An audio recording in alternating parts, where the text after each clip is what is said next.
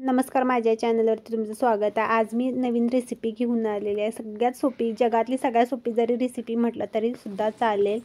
तर काय झालं, संध्याकाळी मुलांना लागलेला भूक आणि आता मटरचं सीझन तर सुरूच आहे, तुम्हाला सगळ्यांना माहीत आहे। मी नवीन नवीन रेसिपी तुमच्यासोबत शेअर करते मटरच्या। तर काय झालं, एक बघा, हा माझ्याकडे भात उरलेला होता।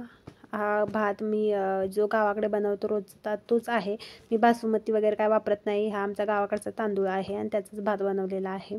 तर बारीक लांबट कापलेलं आलं घेतलेलं आहे आणि मिरच्या घेतलेल्या आहेत, मटर घेतलेले आहेत, ते उकडून घेतलेले आहेत, मीठ आणि खडे मसालेमध्ये लवंग, मिरी आणि हिरवी इलायची घेतलेली आहे, जिरं आणि हा तेजपत्ता घेतलेला आहे। तुमच्याकडे तेजपत्ता नसला तर कढीपत्तासुद्धा चालतो, तुम्हाला जे आवडेल ते तुम्ही घ्यायचं।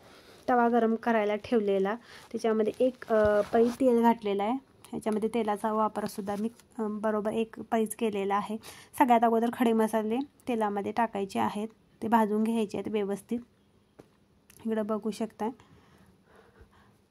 म्हणजे तडतड आवाज येतो जिऱ्याचा, तोपर्यंत भाजून घ्यायचा आहे मस्तपैकी।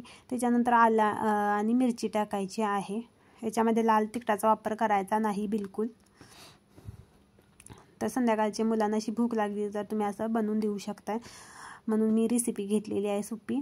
आणि हे उकडून घेतलेले आहे, म्हणजे वाफवलेले मटर आहेत। मटर टाकल्यानंतर तेलामध्ये ते सुद्धा व्यवस्थित भाजून घ्यायचे आहेत, जास्त काय वेळ लागत नाहीत कारण ते वाफवलेले आहेत। तर त्याच्यानंतर मीठ टाकायचं आहे, मीठ टाकून ते सगळं मिश्रण एकजीव करून घ्यायचे आहेत, तेलामध्ये व्यवस्थित परतून घ्यायचे आहेत।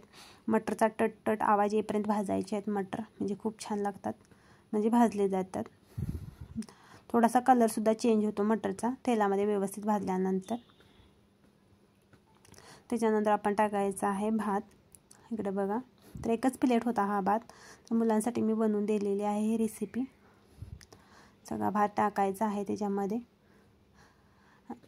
आणि हा आमचा गावाकडचा तांदूळ आहे, आम्ही गावाकडचेच तांदूळ वापरत असतो, इथले मार्केटमधले काय वापरत नाहीत, कारण आमच्याकडे तांदूळ जास्त पिकतो, त्याच्यामुळे आम्ही गावाकडूनच तांदूळ आणतो। आणि असा मस्तपैकी भात तयार झालेला आहे। तुम्ही कशासोबतसुद्धा खाऊ शकता, असंसुद्धा खाऊ शकताय। मी असाच मुलांना दिलेला आहे खायला। आणि मस्तपैकी अशी रेसिपी तयार झालेली आहे, मटर भात किंवा मटर राईससुद्धा तुम्ही असं म्हणू शकताय। सटसटीत असं झालेलं आहे एकदम, खाण्यासाठी रेडी आहे। तुम्ही कशासोबतसुद्धा खाऊ शकता, मी सांगितलेलं आहे, दही, रायता, आमटीसोबतसुद्धा, म्हणजे वरण भातासोबतसुद्धा खाऊ शकताय। तर पिऊला आमच्या खूप आवडलेला हा भात, तिच्यासाठी मी तिखट म्हणजे कमी वापरलेले, कमी तिखटाची मिरची, आणि याच्यामध्ये तिखट वापरायचंच नाही आहे। आणि मस्तपैकी असा खाण्यासाठी रेडी झालेला आहे। तर चला भेटू बाय नवीन रेसिपीसोबत।